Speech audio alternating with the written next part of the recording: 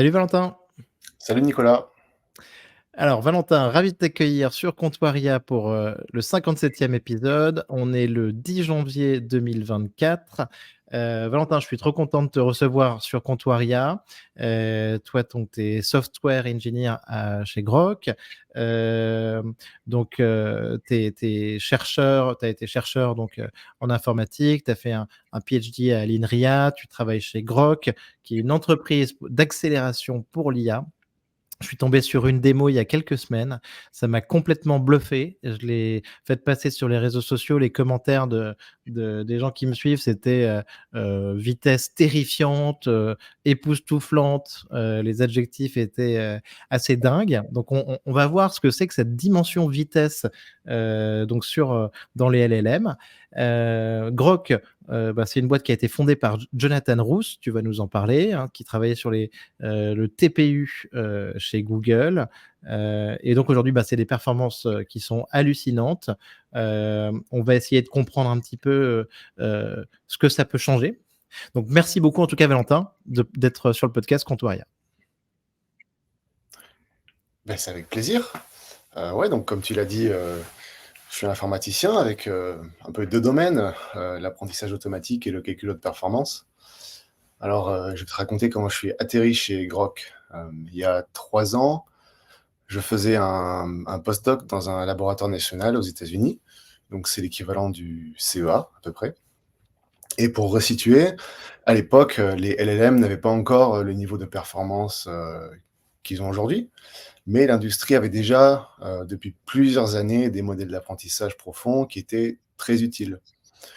Alors, malheureusement, leur valeur ajoutée ne passait pas vraiment la barre assez haute imposée par les coûts de l'inférence, que ce soit avec Ouais. des CPU, avec des GPU, pour pouvoir, tu vois, les déployer à l'échelle. Et donc, on n'avait pas encore trop ces choses-là au niveau du consommateur. Mhm. Et à l'époque, j'ai été amené à étudier un peu les sociétés qui développaient des accélérateurs, donc pour Ouais. l'apprentissage automatique.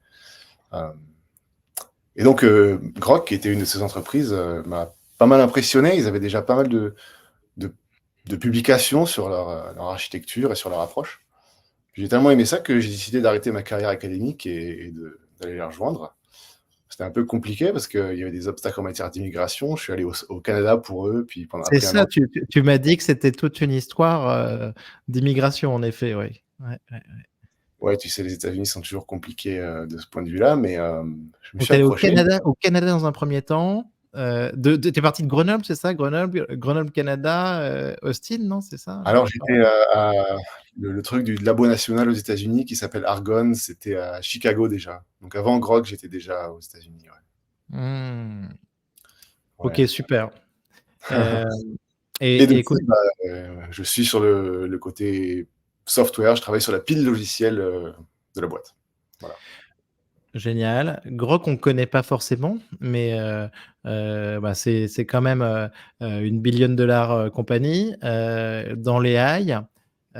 Donc, en tout cas, je suis ravi que tu sois là, Valentin. Ça va Et être super intéressant. ravi d'être sur ton podcast que j'ai découvert récemment et j'adore. Ah, ouais, c'est trop sympa. Et en plus, je crois que tu es du Japon, là où tu es en vacances, en voyage. Donc, c'est super sympa de prendre le temps. Alors, revenons un tout petit peu en arrière, Valentin, sur l'IA générative 2023. Comment tu as vécu cette année, sachant que toi, tu étais déjà sur le sujet depuis un peu plus de temps? Ouais, alors je vais te répondre, tiens, je vais te faire une réponse qui est un peu plus, qui est un peu ciblée sur les LLM, puisque c'est ça que je connais très bien maintenant. Mais il y a beaucoup de choses qui sont aussi vraies pour l'image ou les modèles multimodaux et compagnie. Euh, Moi, ce que j'ai vu cette année, c'est principalement une course globale pour maximiser les capacités en termes de tokens par seconde, premièrement. Et deuxièmement, une course pour trouver les meilleurs moyens d'extraire de la valeur de ces tokens. Oui. Alors, l'histoire telle que je la vois, c'est que pendant longtemps, comme je l'ai dit, l'économie de l'inférence, et en particulier l'économie unitaire, était trop mauvaise. C'est-à-dire que le rapport entre la valeur du token et le coût du token était inférieur Mhm. à 1. Ouais, ouais, ouais. Et puis, bon, à cause de ça, on n'a pas vraiment déployé des modèles de deep learning à grande échelle au cours des 10 dernières années, mais avec la course à la taille du modèle par les labos d'AI, comme OpenAI et d'autres, le numérateur de ce ratio a augmenté plus rapidement que le dénominateur, en tout cas dans la perception qu'on en a. Et maintenant, il est devenu supérieur à 1. Donc, il y a deux Ouais, raisons, hein. Il y a l'augmentation de la taille des modèles qui a vraiment continué à marcher. Ils ont ouais, atteint un point où ils contiennent une version compressée de plein de capacités, entre guillemets, très utiles. ouais, bien sûr. Il y a la chef qui a rendu les compétences accessibles et programmables par tous à travers le langage naturel. Moi, ce que j'ai vu cette année, c'est une espèce d'ouverture, en fait, du robinet du capital risque, en fait, hein, qui est en train d'être ouvert à fond dans ce domaine, avec deux gros objectifs des organisations. Premièrement, augmenter la valeur par token, et deuxièmement, passer à l'échelle en termes de nombre de tokens totaux, total. Pour Hmm. augmenter la valeur, il y a plein de petites expériences. Donc, tu as plein de startups qui font plein de choses différentes. Tu le sais aussi bien que moi. Et en termes d'augmenter la capacité totale de tokens par seconde, moi, je vois des boîtes qui font des moves stratégiques, disons, pour conquérir des marchés entiers. En particulier, ce que je vois, ce qu'on a vu cette année, c'est une espèce de course vers le bas dans la tarification des API pour les LLM. Ouais, ouais. C'est Ah bah, incroyable. on va en parler. Bon, on a vu OpenAI à son échelle déjà diviser ses prix par presque 10 hein, sur les tokens. Euh, Par rapport au capital risque dont tu parles, c'est sûr que je pense qu'on parle de quasiment 30 milliards investis donc dans des startups de l'IA en 2023. On a vu aussi que les GAFAM, donc les Magnificent Seven, ont investi énormément aussi sur ces acteurs. On en parlera tout à l'heure. Sur l'économie justement de ces acteurs, tu m'as dit que tu avais un avis sur le sujet. J'aimerais savoir aussi, Valentin, toi, au quotidien, tu utilises un petit peu des outils d'IA générative et si oui, lesquels? Alors, il y en a plein que j'aime bien, tu vois. Alors, moi, les choses qui m'intéressent, c'est les choses qui sont un peu en haut de la chaîne. Enfin, dans plein d'applications, tu vois le token par seconde, tu regardes un peu quelle est la valeur du token, les trucs qui sont tout en haut, hein. C'est-à-dire que comment tu extrais le plus de valeur possible du token, quoi. Pour Ouais. moi, c'est les applications qui sont des outils, ce que j'appelle en gros l'utilisation des LLM de second ordre. Le LLM qui est un bras de Mhm. levier te permet de développer un produit qui lui aussi a un bras de levier, donc l'ingénierie en gros, hein. Il y a plein de trucs populaires dans le domaine. Il y a Copilot, Ouais. j'ai eu fait ça, qui est intéressant. Ouais. Il a pas de RLHF, le Copilot. C'est qu'avec de l'autocomplétion. Du coup, il faut mettre ton intention dans des commentaires, etc. C'est un peu limitant du point de vue UX, mais vraiment pas mal comme approche. Il y a un autre produit qui s'appelle V0.dev, un truc Ouais. de Vercel. V0.dev, c'est un peu le mid-journey du front-end web, où tu lui donnes des instructions et il te génère un front-end pour lequel il fait un rendu dans son navigateur. C'est pas mal. Mais alors moi, j'utilise pas vraiment énormément ces trucs-là au quotidien, pour plusieurs raisons. La première, c'est que je sais déjà coder, Ouais. donc ça limite la valeur ajoutée. Et la deuxième, c'est qu'ils sont lents, quoi. Ouais. Ouais. Voilà. Ouais.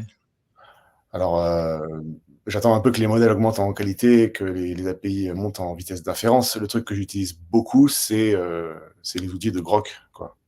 Ah, bah voilà. Donc, Euh, en et particulier, tu donc, as, ouais. donc, tu utilises Grok et tu utilises ton propre produit. Euh, En particulier, tu allais me dire donc, euh, le chatbot de Grok. Ah oui, tu as dû utiliser donc le chatbot, c'est ça dont tu parlais tout à l'heure. Mhm. Donc le chatbot de Grok, c'est un produit Grok, ouais. C'est une démo en fait technique, hein, un chat qui est basé sur le modèle Llama 2 open source de Facebook, de Meta. En particulier la version la plus grosse, donc la version à 70 milliards de paramètres. Et donc on a une implémentation de ce modèle-là qui, entre guillemets, tire plus vite que son ombre, quoi. Donc si vous allez sur Exactement. Alors, mais, alors, chat.grok.com, alors là, c'est possible justement, d'essayer ça regarde, aujourd'hui. regarde Valentin, j'ai prévu de faire quelque chose que j'ai jamais fait donc, dans l'épisode. Donc, tu as raison, dans le podcast chat.grok.com. Donc, je vais demander à Ouais. tout le monde de faire une pause sur le podcast euh, et on va parler pendant 30 secondes. Donc, rendez-vous vraiment sur chat.grok.com sur votre browser, sur Safari ou sur Chrome. Euh, et, euh, et vous allez voir, vous pouvez faire juste une petite requête pour tester ce produit chat de Grok. Donc, je ne sais pas comment lutter contre le Blue Monday, qui est donc le troisième lundi du mois traditionnellement. Donc lundi prochain, le 15 janvier, le jour le plus déprimant de l'année. N'importe quelle petite requête à laquelle vous pensez. Euh, et, euh, et donc voilà, et faites ce test avant de continuer l'écoute de l'épisode, parce que vous allez être époustouflé par les performances, par la rapidité de Grok, qui, comme tu viens de le dire, Valentin, tire plus vite que son ombre. Ouais, mais surtout revenez sur le podcast parce qu'on a plein de choses Exact. intéressantes. Et ouais, c'est sympa de plugger le produit comme ça. On a souvent ce genre de réactions avec les gens qui sont qui ont envie de partager ça, puisqu'ils disent waouh, tu vois. Souvent, on entend ce mot-là dans les situations live où on est avec les gens. Mais ça, c'est génial quand tu vois, C'est ça. ChatGPT commence à être un produit, ces chatbots commencent à être un produit comme ça.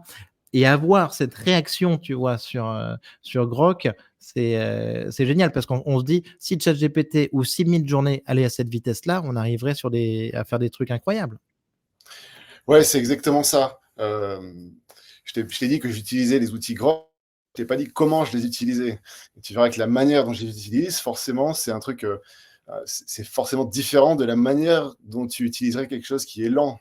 Moi, je considère que ChatGPT, c'est un truc antique, quoi. Tu vois, c'est beaucoup trop lent pour moi. C'est une 2 chevaux.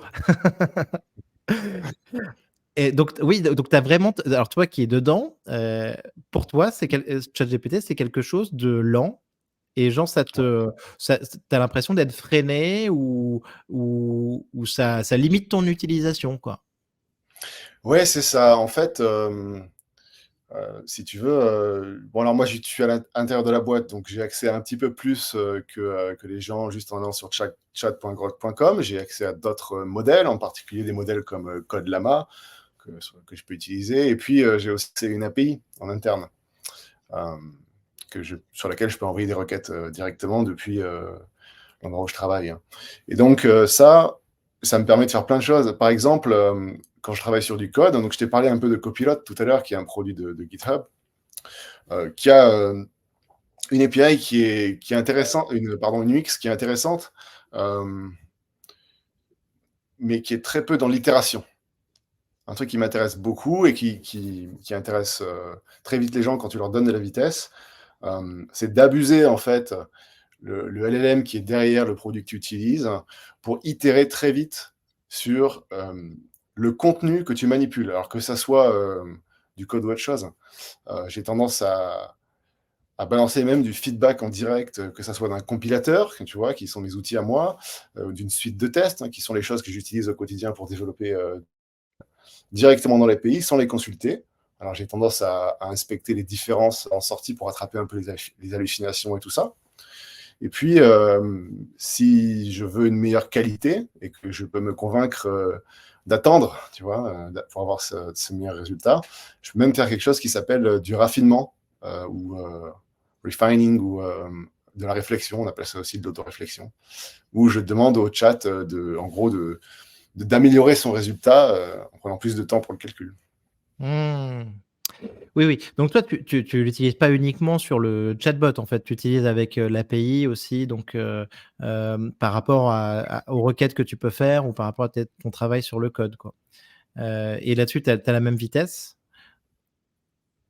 Et, euh, Ouais, et c'est ça, la même vitesse là-dessus. Mais alors, je fais aussi de l'utilisation interactive par chat, hein, parce qu'on mais a un ce que je travail voudrais te très demander, Valentin, multidisciplinaire. sur le chat, c'est euh, est-ce que justement, tu vois tu sais, le fait de voir je me souviens au tout début de mon utilisation de ChatGPT, en fait, tu sais, on voyait un petit peu les mots s'afficher les uns après les autres, donc sur le chatbot ChatGPT. Et en fait, je pense que ça participait un petit peu aussi, tu vois, d'une vision anthropomorphique qu'on avait, tu vois, où tu vois, on avait l'impression que bah, l'ordinateur ou l'application, hein, le chat, euh, écrivait comme nous on lui écrivait, prenait le temps de répondre, tu vois. J'en avais parlé à un copain, il me dit, ça donnait une petite vision qu'on avait l'impression d'avoir un humain qui écrivait en face de nous, qui nous répondait. Et là, en fait, avec Grok, bah, c'est plus ça, quoi. Tu vois ce que je veux dire par ça? Ah oui, absolument. On se rend compte très vite qu'en fait, on a accès à quelque chose qui est beaucoup plus puissant qu'un humain, dans le sens où il a des capacités similaires, des compétences similaires. Et on a ce truc génial du RLHF qui nous permet de programmer ces compétences, de faire des appels à ces compétences-là par le chat. Mais ces compétences-là, il est capable de les faire beaucoup, beaucoup, beaucoup plus vite que nous. Et donc, ça te fait comprendre très vite qu'en fait, la vitesse de développement de produits, si tu es ingénieur par exemple, ou de contenu, si tu travailles dans la pub, va très vite descendre jusqu'à arriver à la vitesse de la pensée humaine. C'est-à-dire qu'il n'y a plus de raison d'attendre que tu n'as pas un collaborateur qui fait du travail pour toi. C'est-à-dire que tu peux juste aller itérer aussi vite que ta pensée est capable d'aller. Et ensuite, tu peux imaginer les utilisations un peu au troisième ordre, en fait, où tu enlèves les mains de la boucle, où tu le distancies de la boucle, et où c'est le LLM qui va faire tout le boulot très vite en Alors, quelques bah, secondes. super, hein, super. Donc, prenons-le dans. Là, tu nous dis beaucoup de choses. Donc, prenons-le, découpons-le. Donc, Ouais, justement, alors, euh, on peut, donc ça va beaucoup plus vite. Donc c'est vrai que bah, moi j'ai des copains qui font de la 3D par exemple, tu vois, de temps en temps bah, sur leur machine, ça prend des plombes, ils font mouliner le truc et ils reviennent 2 jours plus tard, 48 heures plus tard pour voir le résultat. Sur Midjourney, j'ai pas j'ai une version normale. De temps en temps, je trouve ça un petit peu long, tu vois. Sur Whisper, quand je traduis ces podcasts avec un modèle de speech to text, de temps en temps, ça peut me prendre 3 minutes aussi. Donc, en tout cas, Grok et les technologies sur lesquelles vous travaillez, ça va permettre d'itérer, enfin, et d'avoir un résultat quasiment immédiatement. c'est ça. Ça va donner la possibilité d'avoir un résultat quasiment immédiat pour beaucoup de choses, d'une part, mais aussi la capacité de demander au modèle, entre guillemets, de tourner sa langue 3 fois dans sa bouche et d'y Oui. réfléchir pendant plus longtemps pour donner un résultat de meilleure qualité.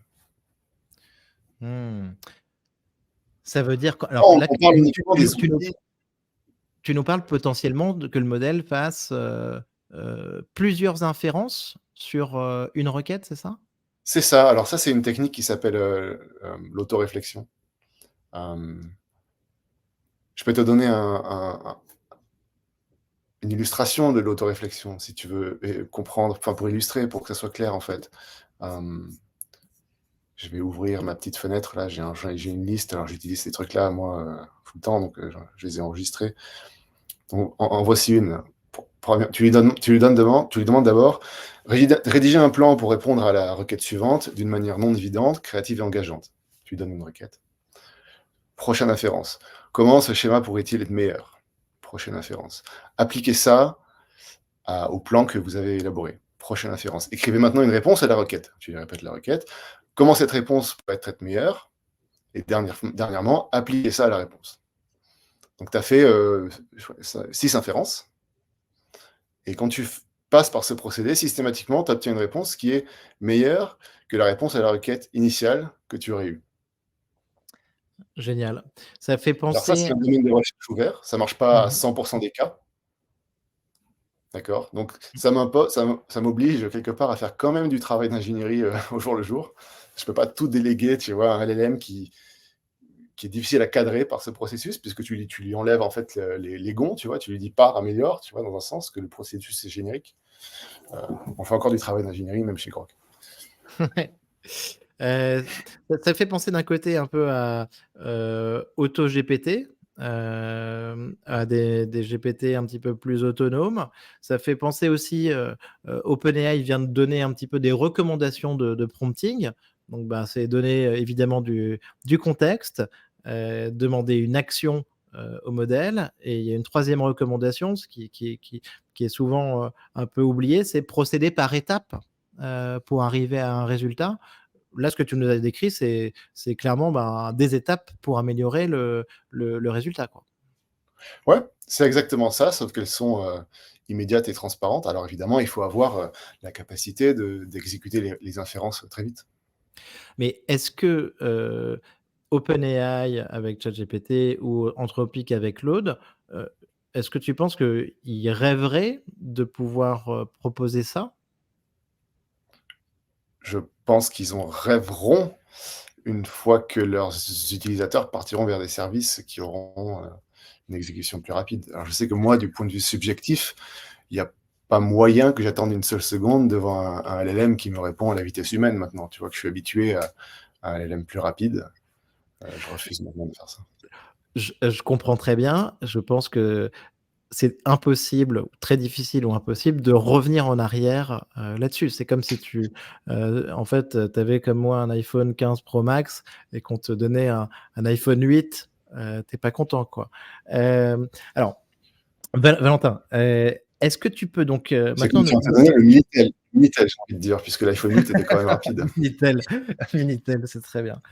Heu, est-ce que tu peux nous expliquer heu 2 choses? J'aimerais savoir donc déjà ce que fait Grok, G-R-O-Q, hein, pour nos auditeurs, sur quel modèle? Et ensuite, que tu nous expliques d'où viennent ces performances, heu, quelles sont les technologies sur lesquelles ça repose? Oui, alors Grok est une entreprise d'accélération pour l'AI, en particulier pour l'inférence. On fait des LLM, mais aussi d'autres applications real-time à l'échelle. Donc notre technologie chez Grok, c'est un système d'accélération matérielle et logicielle pour l'intelligence artificielle. On fournit des performances avec une latence ultra faible pour les applications IA en temps réel. Alors en particulier, on a démontré des LLM à plus de 300 tokens par seconde par utilisateur sur le plus gros modèle de Facebook, hein, qui est le même que tu as sur le Grok Chat, qui va un peu plus lentement, je crois, le Grok Chat. Alors on a aujourd'hui, je crois ce matin, il y a un truc qui s'appelle le LLM Perf, le leaderboard LLM Perf, dont je t'ai envoyé un lien plus tôt, Oui, qui compare et un peu tous les je le providers partage. d'API, Tout à fait. Mmh. voilà, pour montrer un peu quelles sont la vitesse de chacun. Puis c'est là que tu peux voir un peu les chiffres. Je crois qu'on a un truc comme autour de 200 tokens par seconde sur la démo Grok Chat en ce moment. Alors, notre principale innovation, c'est un système à la fois matériel et logiciel. Attends, Donc, et pour des... revenons Valentin, juste sur cette notion. Token par seconde, parce que tu en parlais au début et donc là, tu nous le dis, hein, que c'est dans le benchmark. Token par seconde, c'est donc le nombre de caractères. Enfin, on fait une inférence, on fait un prompt, il y a une inférence. C'est le nombre de tokens que le modèle va être capable de sortir en réponse. Oui, c'est ça. On a fait un léger écart de rigueur, plutôt en parlant en comptant le nombre d'inférences. En réalité, sur un modèle comme ça, il y a un token par inférence. Donc, quand tu as un prompt, tu as beaucoup d'inférences qui sont chaînées les unes à la suite des autres. Ah, je savais pas. Enfin, si, je le comprends parce que prédire le mot suivant l'un après l'autre, en fait, ce que tu dis, c'est que c'est à chaque fois une inférence, d'accord? Voilà. Ah oui, d'accord. D'accord, donc on prédit le mot suivant. Ça, c'est très important pour nos auditeurs. C'est le fonctionnement standard du LLM. Il y a le Financial Times, le FT, qui avait fait une super démo explicative de ça. Donc, la phrase, c'est la vache est dans le. Et ensuite, là, je vais choisir un mot, par exemple, le champ, ou dans la grange, ou dans le centre-ville. Je choisis un mot. Après, je répète la distribution de probabilité là-dessus, dans le champ, euh, la maison, enfin, et on continue comme ça, et à chaque fois on itère. Et donc, à chaque fois, ça, c'est une inférence. On refait ça, et ensuite, on arrive donc à générer plusieurs mots, plusieurs tokens, et à avoir quelque chose de lisible, et à voir ce que nous fait par exemple ChatGPT ou Grok. OK. C'est exactement ça. Ce qui est intéressant dans ce processus, c'est que tu vois bien qu'il y a, dans une réponse à un prompt, plusieurs inférences. Ça veut dire que si tu as un délai à l'inférence, donc une latence à l'inférence qui est assez forte, tu cumules cette latence sur toutes les inférences. Donc tu as intérêt à être rapide sur les inférences individuelles et donc à avoir une latence en ce qu'on appelle batch one, pour une seule instance, qui est très faible. Génial et donc vous, là-dessus, vous faites, 200 tokens par seconde. Est-ce que tu as une idée donc sur ce benchmark? Il donne des résultats par rapport à ChatGPT ou Claude? Alors on fait, ça dépend un peu si tu veux, des types de systèmes qu'on utilise parce qu'il y a plusieurs trade-offs que tu peux faire. On a été capable d'aller à 300 et plus et il y a beaucoup plus de choses qui sont possibles évidemment. Sur le chat, .grok.com, je crois qu'on est à peu près autour de 200 avec, alors la meilleure implémentation sur GPU pour Llama 2 que je connaisse tourne autour de 40. J'ai pas moi-même, regardé en détail le benchmark que je viens de t'envoyer. Je suis en train de l'ouvrir en même temps que Mmh. je te parle. Il est tout Et puis je récent. regarde, je vois Grok à 185 en moyenne, entre, tu vois, 140 et 200. Et puis le plus rapide à côté de ça, c'est Anyscale autour de 66. À Mmh. peu près. D'accord. GPT, j'ignore la vitesse moyenne qu'il a, mais alors la comparaison, c'est un peu comparer deux choses qui ne sont pas exactement égales, puisque le modèle dernier cri GPT-4 a peut-être une performance légèrement meilleure que le Llama 2 à 70 milliards de Facebook. Bien sûr. Non, non, mais OK, mais de toute façon, je pense qu'il suffit d'une requête sur Grok, pour s'en rendre compte. D'où vient cette différence, Valentin? Tu me parlais des TPU alors, c'est ça? Et des LPU aussi? Ouais, si tu veux bien, je peux te finir la description en fait de la boîte, puisque je t'ai pas Vas-y, expliqué bien sûr, ce que la boîte vend. avec plaisir. Euh, ouais, alors donc l'innovation de la boîte, c'est un système matériel logiciel. Donc au cours des 8 dernières années, hein, la boîte a quand même un certain âge, donc bien avant les LLM, on a co-développé le premier LPU. Donc tu connais CPU, GPU, LPU, c'est pour Language Processing Unit, donc qui est un circuit intégré avec sa pile logicielle. Donc du côté business, la boîte à la fois vend des systèmes, donc c'est des cartes, des blades, des racks, des clusters, et des services API qui tournent sur nos déploiements internes. Donc on a à peu près 3000 LPU qui sont déployés dans plusieurs centres de données, et on construit plusieurs clusters par mois, et on accélère ça en 2024. Alors du côté des modèles, parce que tu m'as parlé des modèles brièvement, sur quel modèle? Alors, si vous achetez un système Grok, par exemple, il y a le SDK qui vient avec un compilateur, et on peut compiler ce qu'on veut. On a compilé automatiquement 800 modèles de Hugging Face. Donc, c'est assez différent de NVIDIA, où tu dois écrire du code spécialisé pour chaque modèle. Là, c'est pas le cas. Tu prends un modèle, tu utilises un compilateur générique, et c'est tout, quoi. Euh, et après, du côté API, sans acheter du matériel, on a un programme d'accès anticipé qui ouvre officiellement le 15 janvier, il me semble, OK. où les gens peuvent obtenir la vitesse de token la plus rapide au monde à des prix qui battent toutes les offres qu'ils ont reçues ailleurs. Donc on a des démos de haute performance pour le Llama 2 à 70 milliards de paramètres, Mistral, Code Llama, Vicuna à 33 milliards aussi. Il suffit d'envoyer un mail à api@grok.com pour Pour pouvoir tester? pouvoir participer à ça. Voilà. Mais alors ça, c'est génial parce que franchement, du Llama 2, mais quand on aura du Llama 3, heu, ou le dernier modèle Mistral, la Mixtral, Mixture of Expert là, heu, avec Grok, ça va être génial. Ça va être génial et surtout, il sera facile à compiler et à monter sur notre système. Pas besoin de passer plusieurs semaines à implémenter pour l'inférence sur GPU. Mmh. Donc justement, tu parlais d'où viennent ces performances sur les LPU. Ouais, Je te fais la version courte, si tu veux, et oui. puis ensuite on pourra discuter de comment on étend le truc, parce que c'est un sujet assez large. Alors globalement, les performances en termes de vitesse ou de latence, hein, on a déterminé que c'était la même chose, pour l'inférence sur les LLM, proviennent de nos avantages architecturaux au niveau de la puce, du système et du logiciel.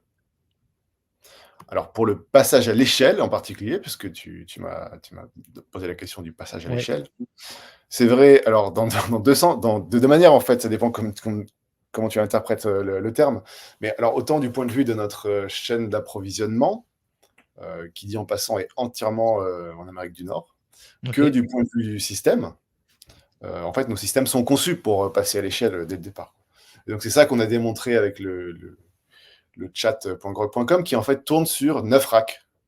Mmh. Donc, c'est un truc comme un peu plus de 500 LPU qui tournent ensemble. Ah, voilà. Ça, c'est la version courte. Mais là-dessus, là-dessus, vous êtes concurrent avec, NVIDIA à ce sujet? Là-dessus, sur le domaine de l'inférence, on est carrément concurrent avec NVIDIA, à mon avis, oui. Mmh. Puisque NVIDIA, c'est aujourd'hui l'entreprise qui fournit le matériel qui est principalement utilisé pour l'inférence. Quoique pas que. Si tu te rappelles, il y avait OpenAI qui avait construit un système énorme avec, je crois qu'ils avaient 200 000 CPU et seulement 80 000 GPU pour leur système. Donc, c'est pas que du GPU qu'on utilise à l'inférence. Mais oui, la réponse est oui. Oui, oui, d'accord. Alors, si tu veux, ce que je peux faire, c'est expliquer un peu les fondamentaux, si tu veux, qui sous-tendent cette industrie des semi-conducteurs en termes techniques, pour Avec comprendre en plaisir. fait, comment on part du GPU, on améliore en fait. Ouais, s'il te plaît, Valentin, super. D'accord. Alors, voilà. Sans doute, toi et tes auditeurs, vous en avez un peu marre d'entendre parler de loi de Moore. Je vais pas passer trop de temps là-dessus, mais Non, non, mais globalement, la alors, loi de Moore. mais ça, c'est une question que je voulais te poser. C'est Ouais. qu'est-ce que c'est la loi de Moore, post, IA, en fait? Est-ce qu'elle tient toujours ou est-ce que, on va plus loin? Voilà. D'accord, bah, c'est super, ça, c'est super comme question. En fait un grand débat du côté marketing et relations publiques, mais en réalité, il y a des réponses très très simples à ça. Donc la définition de la loi de Moore, pour le rappeler, c'est en fait pas une loi, c'est une prédiction. C'est une loi de passage à l'échelle, mais qui est une prédiction qui a été faite par Moore, qui était un des fondateurs d'Intel dans les années 60, qui disait que avec les avancées en technologie de production de circuits intégrés, quand on double la quantité de transistors sur une puce donnée, pour une aire de silicone donnée, on peut doubler cette quantité tous les 2 ans. Oui. Ça, c'est la loi de Moore. Il y a une autre loi qui est moins populaire, mais qui est tout aussi importante, qui s'appelle la loi de Dennard. Dennard, qui était un type d'IBM, qui, à peu près à la même époque, a donné cette loi, qui est aussi une prédiction, qui dit que quand tu réduis comme ça la quantité de transistors pour une aire donnée de silicone, tu vas consommer la même puissance. D'accord? Donc ça veut dire que dans les années 60-70, quand tu avais une architecture de processeur, il suffisait d'attendre 2 ans et tu avais 2 fois plus de transistors au même prix pour la même puissance consommée. Ce qui Ouais. était génial. C'est une loi géométrique, hein, ou exponentielle, ça dépend comment tu veux l'appeler, mais ça a des fortes implications sur le type de développement industriel que tu fais. Aujourd'hui, la chose qu'il faut retenir, c'est que si tu as une architecture donnée, tu peux mettre 2 fois plus de transistors sur ta puce, mais ça va te coûter 2 fois plus cher et elle va consommer 2 fois plus d'énergie. OK. J'arrondis très fortement les ratios pour rendre l'explication légible. Donc ça veut dire qu'on est arrivé au bout de la loi de Moore, qu'elle tient plus, grosso modo? Alors, il y a encore des améliorations, mais elles sont beaucoup plus lentes. Et il y a une grande bataille dans les médias entre le PDG de NVIDIA, Jensen Huang, et le PDG de Intel, Glasinger. Donc, Glasinger dit le loi de Moore existe encore, Huang dit la loi de Moore n'existe pas. Peu importe, tout ça, c'est des débats qui sont infertiles parce qu'ils portent sur la définition de la loi et portent sur les termes marketing utilisés pour définir les processus de production et leur précision. Quand on dit un processus à 2 ou 3 nanomètres, en réalité, la réalité des choses est différente du terme de marketing. C'est un peu comme la Xbox 360, que veut dire le chiffre. Mmh. Donc, la dynamique a vraiment changé. Et donc, ça veut dire aussi que les processus commerciaux et incitatifs ont changé. Dans les années 70 ou 60, on n'était pas incité à avoir plein d'architectures différentes pour plein d'applications différentes. C'était suffisant d'avoir un type d'architecture qui ciblait les applications les plus importantes, donc c'était les CPU, d'accord? Et de suroptimiser cette architecture. Si tu avais une application qui demandait trop d'énergie avec cette architecture-là, tu n'étais pas vraiment incité à dépenser 100 millions de dollars pour développer une nouvelle application, puisque tu pouvais aussi avoir le choix d'aller danser pendant 2 ans et de revenir. Et là, maintenant, tu avais un processeur qui était capable de faire tourner maintenant ton application. Donc, entre le choix entre dépenser 100 millions de dollars pour aller plus vite et aller danser, moi, je vais danser. Ouais. Et ce qui s'est passé, c'est que la musique a commencé à ralentir. Donc, dans les années 80, on a commencé à voir que ça allait plus trop marcher comme ça. Puis, il y avait des applications, comme le rendu 3D en particulier, qui demandaient beaucoup de calculs. Ouais. Et c'est là que les GPU sont apparus. Donc, qu'est-ce que tu fais quand la loi géométrique commence à ralentir? Tu regardes ta classe d'application, c'est qui t'intéresse, donc en l'occurrence le rendu 3D, et tu vas développer une architecture matérielle qui va à la fois qui va être moins bonne pour l'ancienne classe d'application en termes de performance et de programmabilité, mais qui, pour ta nouvelle classe d'application qui t'intéresse, va être meilleure en performance et en programmabilité. Et donc ça, c'est l'histoire des GPU, Les qui GPU marchent. pour la 3D, pour les jeux vidéo. Très bien. C'est ça. Et alors, il s'est trouvé que quand on a commencé à faire du deep learning de manière sérieuse avec des plus gros modèles, alors les applications je reviens une seconde, les applications de rendu 3D, qu'est-ce qu'elles ont de particulier? Elles sont très fortement parallèles, premièrement. Et deuxièmement, elles ont beaucoup d'algèbre linéaire, et en particulier de multiplication de matrices. D'accord? Donc ça, c'est leur nature fondamentale. Et l'AI, c'est pareil. C'est très parallèle, et il y a beaucoup d'applications d'opérations d'algèbre linéaire. Et donc, les GPU ont très très bien marché, notamment pour l'entraînement, mais aussi pour l'inférence, pour faire ça.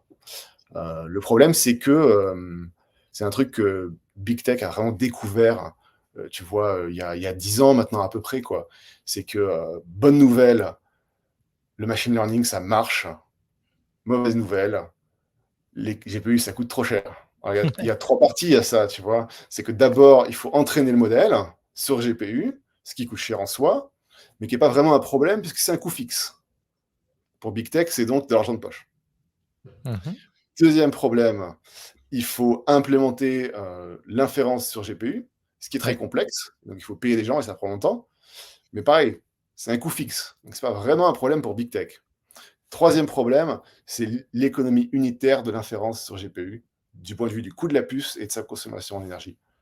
Et Ouais. ça c'est un problème à l'échelle. Mhm. Donc là, c'est une vraie épine dans leur pied, qui, à mon sens, c'est pour ça qu'on n'a pas eu, en fait, tu vois, toutes les applications de ces modèles d'apprentissage super cool qu'on a eu les 10 dernières années. Je pense une des raisons pour lesquelles les gens n'ont pas vraiment réagi au LLM, tu vois, s'ils étaient déjà dans le machine learning, c'est qu'on est habitué à pas vraiment voir le truc à l'application au final, quoi. Et, et donc, pour s'enlever cette épine dans le pied, la question, c'est qu'est-ce que tu fais, quoi, Ouais. tu vois? Et donc, Grok, ça part de là. Grok, c'est l'histoire de Jonathan Ross, tu l'as mentionné, le PDG de la boîte, qui était en fait chez Google. Et lui, bah, il a commencé par là en disant bah, qu'est-ce qu'on fait? On prend la même méthode, on regarde la classe d'application et on redéveloppe une nouvelle architecture matérielle et logicielle qui correspond à cette classe d'application, qui est meilleure en performance et en programmabilité. Donc, c'est ça qu'il a Très fait clair. avec Ce le qu'on a TPU. fait sur ce qu'on a fait sur les GPU par rapport aux CPU, on le refait maintenant, à l'ère des modèles, des grands modèles en fait, de langage ou des modèles aussi, text to image, quoi. Ouais. Ouais, c'est ça, exactement. Alors, la première question qu'on se pose quand on fait ça, c'est quelles sont les propriétés des tâches d'IA que Ouais. les tâches de rendu 3D n'avaient pas. Mmh. Euh, donc, il y en a deux. La première, c'est que les modèles sont énormes et deviennent toujours de plus en plus grands. Euh, et donc, ça veut dire que ça ne tient pas sur une puce. Typiquement, il faut construire des systèmes qui passent à l'échelle et donc réduire les coûts de transfert en termes de bande passante entre les puces, premièrement. Et la deuxième chose, c'est que tu connais la plupart du temps la structure du modèle à l'avance. C'est-à-dire que quand on dit réseau de neurones, il y a vraiment un réseau et on connaît sa structure. Du point de vue calcul, ça veut dire que tu connais l'ordre des opérations à l'avance, ce qui n'est pas vrai dans le cas du calcul en général. Mmh. Quand tu connais ça, Alors, il y a des fois des boucles et des branches dans ce genre de programme, mais c'est limité. La plupart des modèles d'apprentissage sont structurés. Et donc, ton boulot, quand tu fais ce genre de choses, c'est de trouver un moyen d'en tirer parti. Et alors, Jonathan, avec Grok, quand il a commencé ça, l'approche, ça a été de dire, on va commencer par le compilateur. Donc le compilateur qui est l'outil qui te permet de prendre le modèle et de le transformer en quelque chose qui s'exécute sur la puce. Ouais. On va commencer par écrire ça et ensuite, on prendra des décisions sur l'architecture de la puce elle-même pour être sûr qu'on a développé un écosystème hardware, software, qui est les deux, et que les deux fonctionnent bien ensemble. Et la chose qui est sortie de ce processus de R&D, en gros, c'est de faire table rase complète sur la dette technique des GPU, entre guillemets, et d'aller vers une architecture extrêmement simple. Alors pour les geeks qui écoutent, ils peuvent aller sur le site de Grok. On a plein de papiers de recherche qui expliquent en détail l'architecture. Si vous voyez à côté un GPU, à côté d'un LPU, vous avez l'impression de regarder un tableau de Pollock et un tableau de Mondrian, quoi. Alors, il faut plisser les yeux si tu veux. Mais t'en as un qui est beaucoup plus simple, en fait. Le LPU, c'est une simplicité folle. Alors, c'est pas juste la simplicité, hein. T'as une vraie innovation technologique qui est derrière, qui s'appelle le déterminisme. Ça veut dire que la puce, là je vais dire des trucs techniques, mais elle n'a pas d'arbitration runtime. C'est-à-dire que quand tu lui envoies un programme, le compilateur décide de quelle instruction va s'exécuter où et quand, à l'avance. Et le hardware n'a pas la liberté de choisir l'ordre d'exécution, de manipuler la mémoire, etc. Donc ça a été l'innovation de base. C'est un truc qui est possible vraiment uniquement quand tu as ces modèles structurés dont tu connais l'ordre des opérations à l'avance. Et c'est vraiment un super pouvoir, ça te donne tous les avantages qu'on a. Est-ce que c'est clair jusque-là? C'est très clair, je comprends très bien la différence. Est-ce que, on a vu que Sam Altman, tu sais, avait, acheté des puces d'une start-up, dans laquelle il avait investi, qui s'appelle, Rain. Je sais pas si tu en as entendu parler? C'est des puces un peu, révolutionnaires aussi, un peu pour l'entraînement de modèles. Est-ce que c'est le même principe? Je ne connais pas l'architecture de Rain, et en tout cas, je peux répondre par ta question Et a en fait, lui, priori c'est des regarde, négative. regarde, ce qui est très intéressant, c'est, on parle de NPU, et j'imagine que ça doit être, un truc, neuronal, quoi, tu vois? Un petit peu, Peut-être, si tu dis que mmh. c'est pour l'entraînement, en tout cas, ce qui est sûr, c'est que si tu veux avoir la meilleure architecture possible pour l'entraînement, tu n'as pas le même résultat. Neuromorphic Processing Unit, tu vois? Ouais. D'accord, c'est des vieilles approches que Intel faisait déjà, neuromorphiques, ouais. Ah d'accord, Bon, OK. pour le coup, on vise vraiment pas la même chose, Mmh. tu vois? Parce que l'entraînement et l'inférence, Ouais. c'est à la fois des marchés, mais à la fois Mmh. des types de programmes qui sont différents. Et vous, vous êtes sur l'inférence? C'est ça, on est vraiment sur l'inférence. Donc, on t'a entraîné ton modèle, tu veux maintenant le déployer à l'échelle, quoi. Mmh. Très Et bien. justement, L'idée pour vous, c'est de distribuer votre solution directement ou de passer par, d'autres entreprises aussi qui pourraient proposer votre, solution? Heu,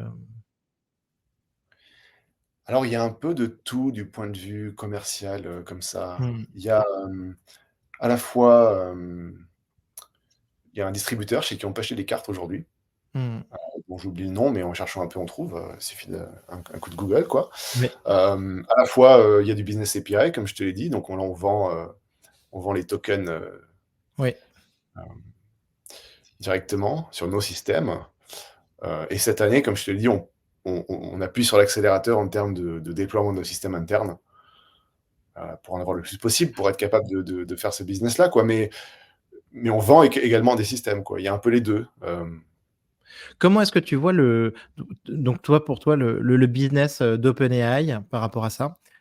Tu penses que dans l'état de leur parc aujourd'hui, de ce qu'ils utilisent avec Nvidia, tu penses que ça risque d'être compliqué économiquement? Alors attention, hein, quelques trucs à mettre en perspective, c'est 1,6 milliard de chiffre d'affaires en 2023, une projection à 5 milliards en 2024, une valorisation à 100 milliards et beaucoup d'argent levé, mais de l'autre côté, des coûts qui sont certainement très importants.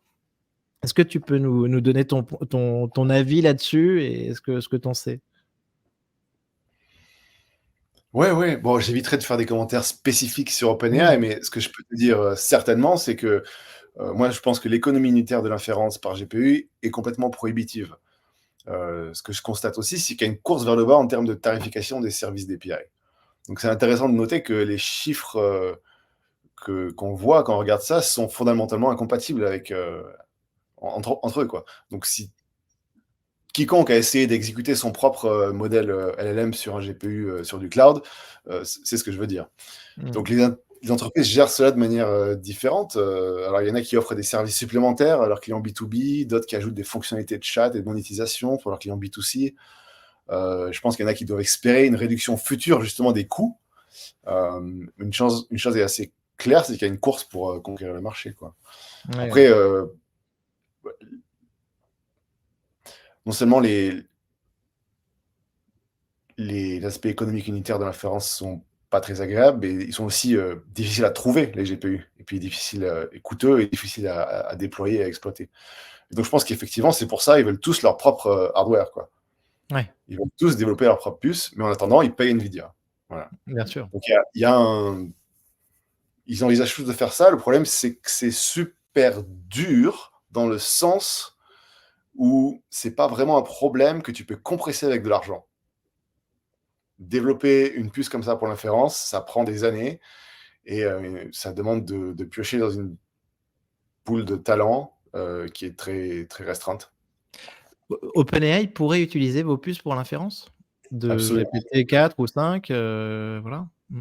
absolument, ils pourraient faire l'inférence sur Grok. Ouais. Mmh. Peut-être qu'il devrait. Et je pense qu'ils devraient.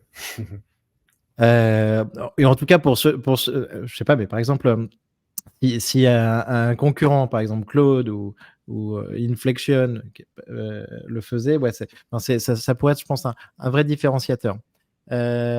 Super. Valentin, j'aimerais te demander un petit peu comment tu vois les prochains challenges de l'IA en termes de capacité de raisonnement, on en parle souvent. euh, et j'aimerais aussi que tu m'as parlé en préparant l'épisode d'un exemple que j'ai trouvé génial sur les centres d'appel, en m'expliquant que cette vitesse d'inférence, grosso modo, ça pouvait off- ouvrir des applications qu'on n'imaginait même pas, hein, dans les call centers, les agents conversationnels, qui étaient complètement impossibles jusqu'à aujourd'hui. Est-ce que tu pourrais revenir là-dessus?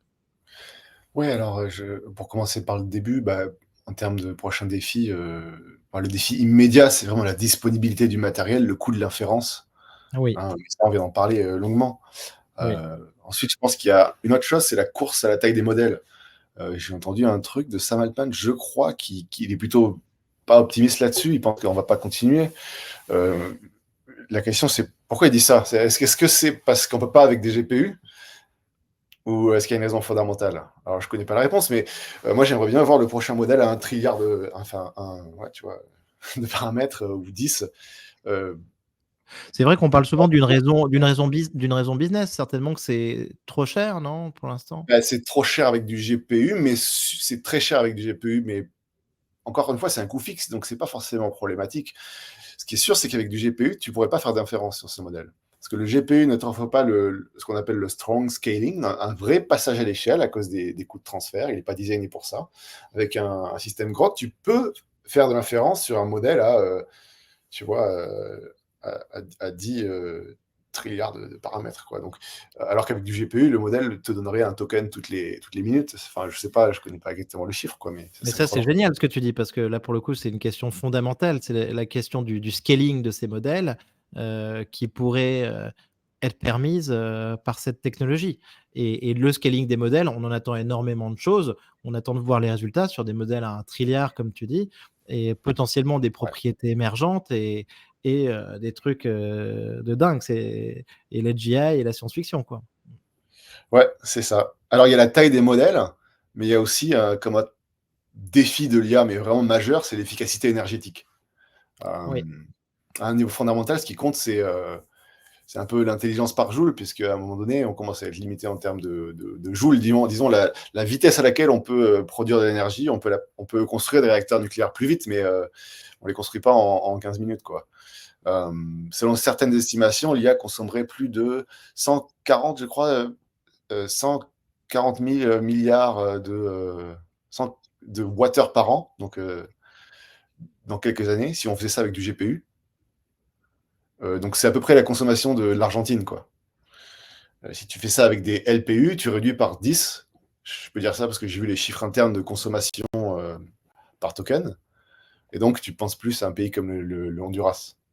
Donc ça, c'est important. Alors, je suis pas en train de dire, attention, je veux juste finir là-dessus parce que je veux te préciser un truc, je suis pas en train de faire un argument écologique.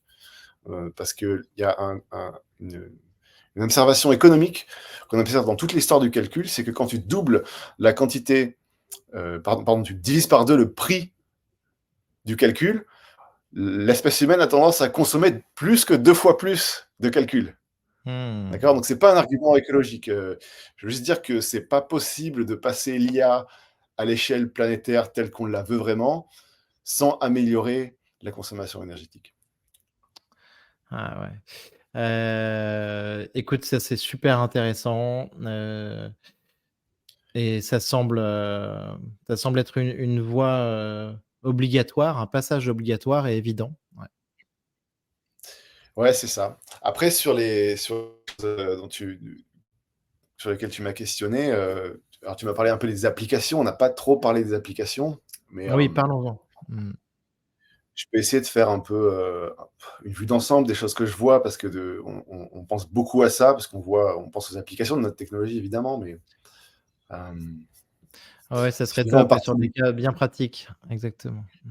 Ouais, si on part du plus simple au compliqué, bon, le coup en single shot, en exploration, ou en résumé, c'est des trucs avec du chat, tu sais, tu n'es pas très sensible à la latence, même si, comme on l'a discuté, c'est un facteur différenciant, mais là où ça commence vraiment à être intéressant, c'est dès que tu as de l'itération sur un produit, sur un contenu. Quand tu itères, tu payes plusieurs fois le coût de la latence, quoi. Donc, il s'ajoute. Donc, les générateurs de contenu, les copilotes pour le travail d'ingénierie, etc. Bon, après ça, tu as les systèmes en temps réel. Voilà, c'est Ouais. bloquant. En dessous d'une certaine latence, c'est possible. Au-dessus de cette latence, ça marche juste pas parce que le système rattrape pas, excuse-moi, la réalité.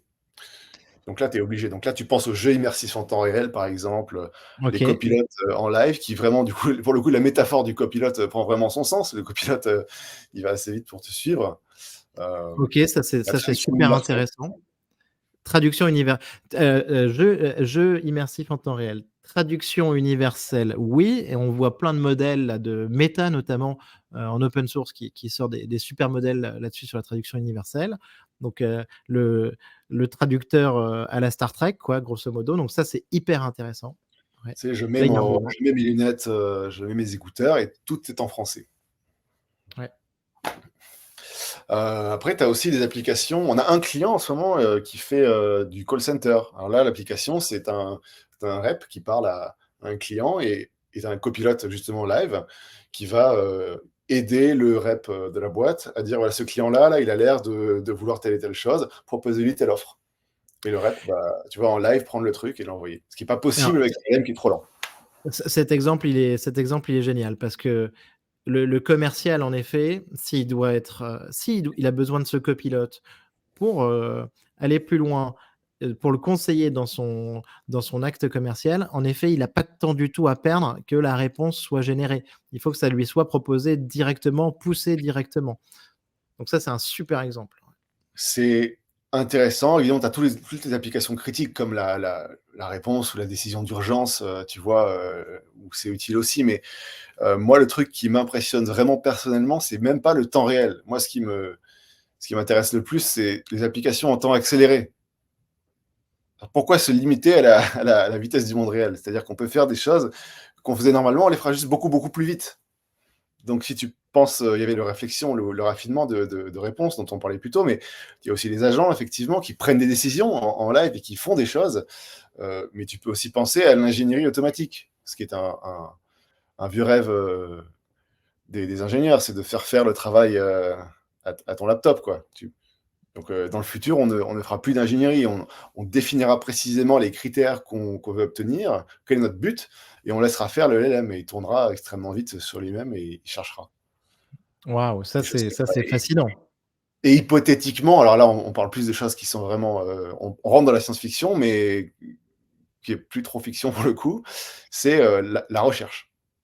Oui. Il y a encore des questions sur notre capacité à faire ça avec des LLM, mais ça mène directement à l'accélérationnisme, en fait. Ça mène exactement à l'accélérationnisme. Je le comprends très bien parce qu'en plus, quand tu nous parlais tout à l'heure un petit peu de ces performances et de l'énergie, ça me faisait penser aussi, tu vois, un peu à des notions de, réduire l'entropie, limite la thermodynamique, tu Oui, sais, ouais, ouais, de exactement. l'effective accélérationnisme. Donc je vois très bien, où tu arrives, ouais, ouais, ouais. Ça, c'est pour les applications, ouais. Mais donc ça veut dire une recherche, boostée, mais donc écoute, on a envie que ces technologies soient, heu, de plus en plus étendues, enfin heu,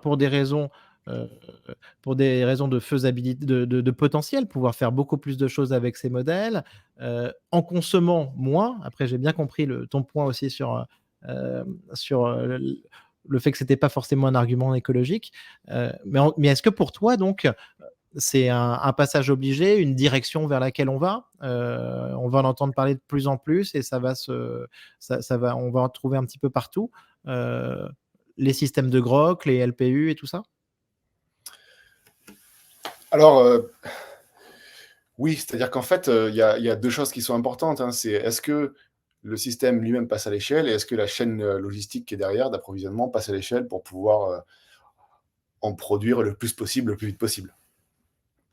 Et je t'ai pas fait les conséquences, si tu veux, des innovations de Grok, comme le déterminisme, par exemple. Mais une des conséquences là-dedans, c'est que le système est extrêmement simple. C'est une puce qui n'a pas de HBM, la mémoire haute bande passante, qui est faite sur une vieille technologie qui est du 14 nanomètres. Donc, si tu penses que ce que tu as vu là, c'est rapide, attends de voir notre 4 nanomètres, tu vois. Et le fait que ça soit des technologies extrêmement simples, ça simplifie tout du point de vue de la chaîne logistique, qui est faite d'ailleurs entièrement en Amérique du Nord, ce qui n'est pas possible avec les GPU. Et ça te permet de limiter les risques et les coûts et de produire à une vitesse folle des chips, quoi. Donc il y a la possibilité, en fait, avec ces technologies-là, d'aller vers un déploiement extrêmement rapide et de dépasser la capacité en tokens par seconde des autres acteurs. Génial. Génial, bah et c'est vrai que c'est à mettre en perspective. Quand tu parles d'Amérique du Nord, c'est à mettre en perspective aussi avec la situation géopolitique, je pense autour de Taïwan, hein, de Nvidia, et enfin et surtout TSMC, quoi. Donc ça c'est quand même un point, hyper rassurant. Écoute, on a hâte, moi, de voir ces technologies, d'en entendre parler, heu et de les utiliser, hein, dans nos différentes inférences. C'est génial. Ça va tout ça, bon, bah, j'ai l'impression qu'en fait, hein, comme tu le disais, on va passer du Minitel, à l'iPhone.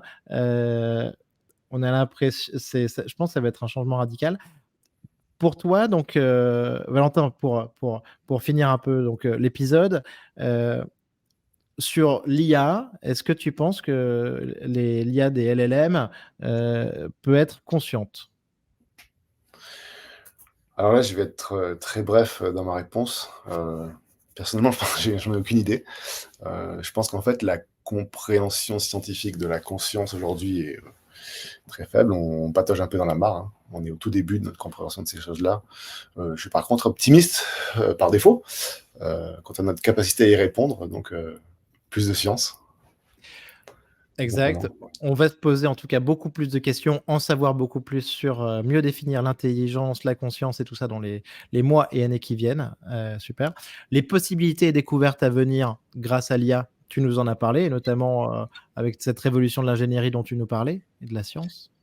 Ouais, c'est une des choses. Je pense qu'à court terme, il y a des choses qui sont très spécifiques au LLM qu'on va voir arriver. Tu vois, par exemple, les interfaces par langue. Euh, Il n'y a aucune raison de ne pas avoir la capacité de parler à tous les produits divers et variés, que ce soit en tapant du texte ou à l'oral. Je pense que ça va arriver très vite parce que c'est très facile à mettre en place, surtout pour les produits qui ont une connexion Internet. Quand tu es offline, c'est plus dur parce que l'inférence, ça marche bien dans les data centers. Puis tout ce qui est hallucination, alignement, je pense que là, on va faire des progrès très très rapides sur les hallucinations. Peut-être un peu plus lent sur l'alignement, mais j'ai très bon espoir qu'on règle ces problèmes-là. Après, à long Ok. terme, tu as des trucs extraordinaires qui vont nous arriver aussi. Alors, vas-y. Ah, bah, à long terme, je pense que tu vois, les LLM, c'est vraiment le truc qui. Tu veux, la révélation, c'est que ces modèles-là sont capables d'apprendre une structure extrêmement complexe dans un signal qui est un langage. D'accord. Euh, il n'y a pas que le langage humain. Tu avais des travaux en 2017, je crois, sur un truc qui s'appelle la traduction sans corpus parallèle. C'est-à-dire que tu as deux langues humaines, tu peux apprendre. Alors, tu fais une tâche, tu as un réseau beaucoup plus petit, tu ne fais pas du LLM, la tâche est très simple, tu fais juste de la traduction, tu ne cherches pas à apprendre toutes ces choses qu'on a appris avec les LLM, mais tu peux apprendre à traduire un langage vers l'autre sans avoir forcément une pierre de Rosette. Ouais. Donc, moi, j'aimerais bien qu'on puisse faire ça pour comprendre un peu, tu vois, soit les systèmes d'écriture non déchiffrés, donc comprendre mieux notre histoire, ou déchiffrer les langages animaux. On pourrait parler aux dauphins et aux baleines. Il n'y a, y a vraiment pas de raison de ne pas essayer, en tout cas. Et ils pourraient connaître des trucs utiles. Ouais, extra. Je pense que là, tu vois, ça va être génial, c'est fascinant. Cette possibilité c'est une révolution totale du langage, ça, je suis tout à fait d'accord. Je reviens sur un point un peu plus terre à terre. On parle souvent là de plus en plus de LLM embarqués dans l'iPhone, en local, dans nos MacBooks. Enfin, je veux pas être que dans l'environnement Apple, mais bon, enfin, on a compris. Mhm. Euh, Comment tu vois ça, toi, par rapport à l'inférence, justement? Tu disais que pour toi, elle devait peut-être venir plutôt du serveur ou comment ça se Pour passe? moi, elle doit absolument venir du serveur. Si tu veux avoir un OK, modèle qui est très large et oui. qui a très faible latence, Mmh. tu n'as pas le choix. C'est du data center. D'accord, donc on peut parler de temps en temps beaucoup là de modèles spécialisés un peu plus petits et en local, mais toi, ton point de vue, c'est que quand même sur des gros modèles super puissants et qui peuvent faire plein de choses, ça pour le coup et je pense qu'ils sont très importants pour ces modèles, pour ça qu'on les appelle fondationnels, qui doivent passer par le serveur, quoi. Voilà. C'est ça, en fait, les fondamentaux là, c'est que en termes d'input-output, un modèle de LLM, c'est rien, c'est du texte. Et c'est très peu de données, très facile à comprimer et à envoyer sur le réseau, premièrement. Mais après, il y a quand même une autre chose, c'est que tu n'as pas besoin du modèle super puissant pour toutes les applications. Il y a plein de cas où tu veux le LLM, mais tu n'as pas besoin d'avoir le LLM qui connaît tout à tout, qui a la totalité de Wikipédia compressée dans le modèle, tu vois, il y a bien des cas où on va arriver à des LLM plus modulaires, qui ont quand même des capacités qu'on veut avoir, mais qui ne pourront pas te raconter toute la guerre de Corée en haïtien créole à la demande, quoi. Heu, je rajoute quand même des petites questions parce que là, on est chaud mais j'aimerais avoir ton point de vue là-dessus sur la multimodalité, quoi, tu vois? Donc au-delà du texte, l'IA générative sur la vidéo, les images et tout, comment est-ce que tu vois ça? Alors, j'ai pas trop étudié ça. Je Mmh. pense que au-delà de la multimodalité qui est intéressante, hein, c'est des choses qu'on développe maintenant, heu, on a beaucoup d'avancées qui sont en termes de modèles. Aujourd'hui, c'est des gros modèles monolithiques. Puis on a ces problèmes avec le copyright, par exemple, et puis l'alignement. Je pense qu'il y a pas de raison qu'on n'arrive pas à résoudre tous ces problèmes. Mmh. C'est à couper les modèles en bout, tu vois? Avoir des modèles qui sont capables de raisonner, mais qui sont pas capables de te rendre des articles du New York Times. Il Ouais, n'y a pas de raison qu'on n'arrive pas, tu vois, à régler tous ces problèmes-là et aller vers un écosystème de modèles qui soit, tu vois, un truc open source. Tu vois, on voit Mistral, par exemple, en France, qui lance qui alimente l'open source. Moi, je trouve ça génial parce que je pense qu'il nous faut pour le progrès scientifique et technologique ouais. dans ce domaine un écosystème libre fort.